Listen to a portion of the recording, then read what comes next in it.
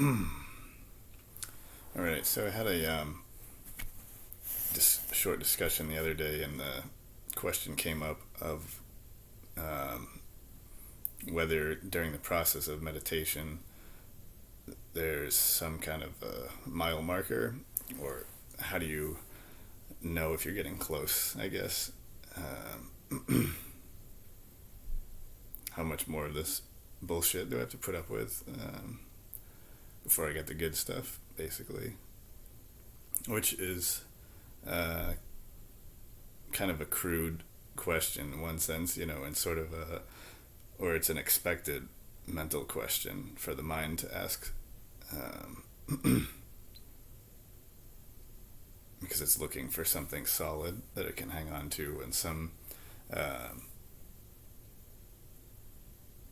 some definitive steps, linear progression towards a goal. And but the more I think about it, it's actually a great question, because it's just, that's totally honest. What are we dealing with here? Like, let's, if we're going to talk about something as ridiculous and obnoxious sounding as God or enlightenment, let's be clear about what we're talking about. And there's so much bullshit out there of um, false promises, and just, let's just feel good, just kind of gimmicky stuff that doesn't really go anywhere. And so it's, when someone asks a question, where's the goalposts here? How do I know how close I am, or where's the mile markers in this process towards eternal peace? And that is somebody that's serious, because you don't ask a question like that if you're not, if you're just casually dropping in on this. You don't ask a question that's that honest and cutting to the heart of this thing. What are we really talking about here? Is this all bullshit? Is it just fluffy feel good crap in a bookstore, or is this something tangible and real that is attainable? And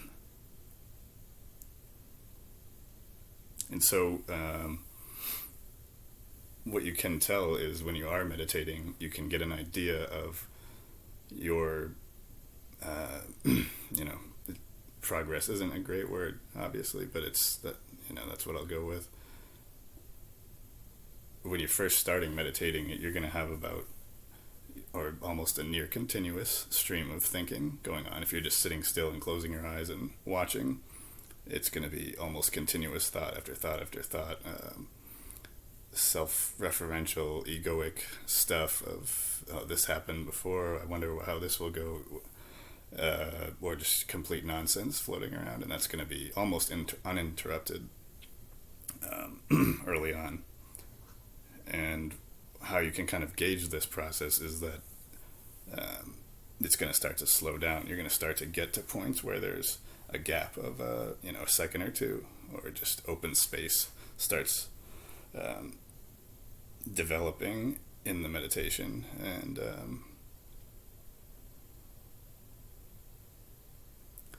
And that is the dirt settling, as Lao Tzu said. That's, do you have the patience to wait until that mud settles? And that's, as that settles, the space is going to grow larger in between, a few seconds here and there, and that's, you're going to see a lot of resistance at that point too, because you're going to start getting into that gap, and the mind is so unaccustomed to it, it basically just overdrives, or kind of short circuits your system, because your mind's just so thrown off being forced into a place where the mind can't go, it can't enter, it can't do its usual calculating, maneuvering, analyzing, anxious thinking that it does almost continuously.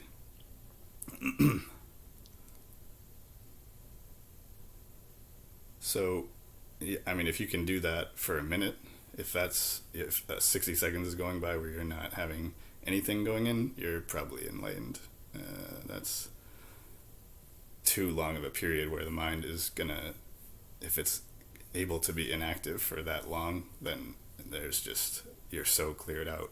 At that point, you're basically right where you need to be already. And you can kind of feel that with when you're operating in a normal kind of mental, the usual mental kind of state that most people are working in. You kind of have this lag, or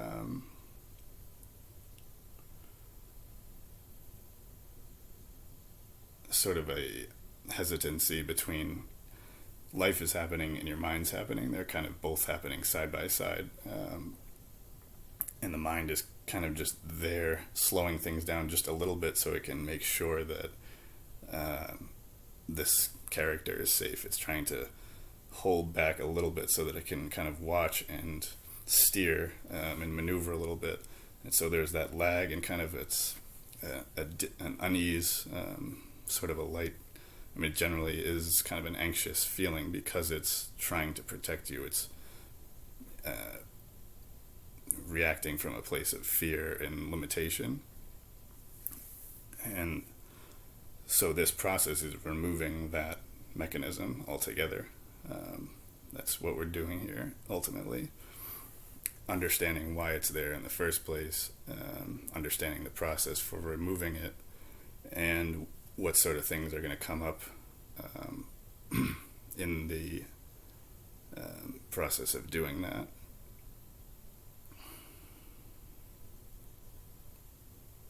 So that's the question of it. You know, you're going to be doing that for such a long time that the mind is going to ask, when the fuck are we done with this?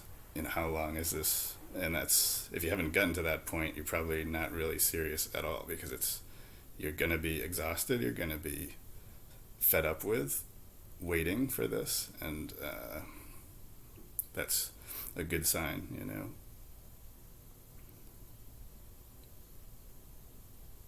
So as far as some kind of mile marker along the road of, you know, being able to see what your progress is, or being able to have some tangible idea of where you are,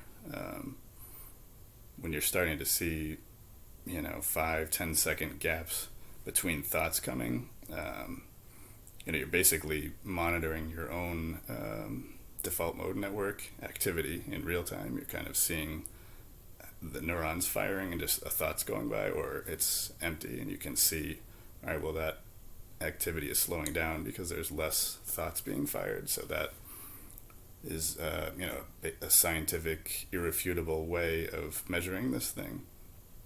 And